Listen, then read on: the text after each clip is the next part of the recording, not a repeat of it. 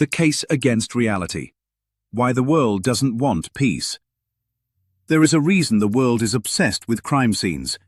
Not because it wants truth, not because it wants healing, but because it wants certainty through separation.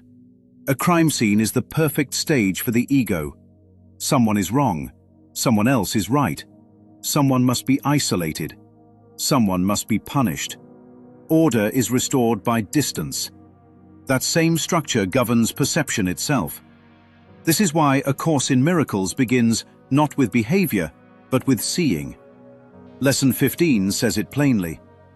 My thoughts are images that I have made. A crime scene only works if meaning is added before arrival. The detective is already on the way thinking something went wrong. That thought comes first. The scene conforms second. Yesterday the house was neutral. Today it is charged. Same walls, same floor, different meaning. Which proves the meaning is not in the thing. That is why evidence must be gathered, timelines reconstructed, motives invented, perpetrators located. If meaning were inherent, nothing would need explaining. The chalk outline tells the truth if it is looked at long enough.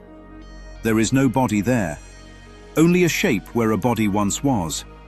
That is perception, an outline filled in by imagination. They can have all the evidence, they can have video, they can have fingerprints, they can have a confession, and still they say they do not know why. Because fear has no coherent explanation. That is why the word love must be distorted for the system to function. He loved her too much. She did not love him enough. He did it for love. Real love never appears in those stories. What appears is possession, fear of loss, specialness, identity collapse. Love does not flip into hate. Attachment does. So love is quietly redefined as fragile, threatened, and conditional. Once that substitution is accepted, murder becomes understandable. Jealousy becomes tragic. Control becomes care. The same distortion happens in perception. The world does not want peace.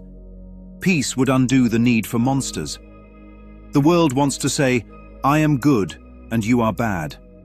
I am safe because you are locked away. That structure exhausts everyone. The investigators do not sleep. They do not rest. They do not live the family life they claim to protect. Because a mind that believes danger is real can never stand down. Hypervigilance is not safety. It is fear with authority. When a case is solved, nothing is restored. No one comes back. Nothing is healed. Guilt is merely reassigned. Sometimes all that remains is a souvenir pair of handcuffs on a wall. That is the ego's idea of closure. The Course offers something far more radical. Not forgiveness as pardon, but forgiveness as dismissal. God has never forgiven because God has never condemned, which means every case the mind is trying to solve was never opened in heaven. That is why another lesson rises naturally here. Above all else, I want to see. No detective says that. No courtroom says that. The ego says above all else, I want to prove. Seeing does not reconstruct the past. Seeing does not assign guilt. Seeing does not need a motive. Seeing withdraws meaning. When meaning is withdrawn, the case dissolves. Not because forms vanish, but because shadows cannot survive without interpretation. One lesson is enough. If truth required repetition, it would be incomplete. If God had to say it twice, the first time would have failed. The ego needs steps because it never delivers. God gives once because once is sufficient. That is the quiet miracle in Lesson 15. The world's courtroom collapses the moment the charge is withdrawn. Not because justice failed, but because nothing real was ever on trial. The case dissolves in the light, because light does not argue with shadows. It simply reveals they were never there.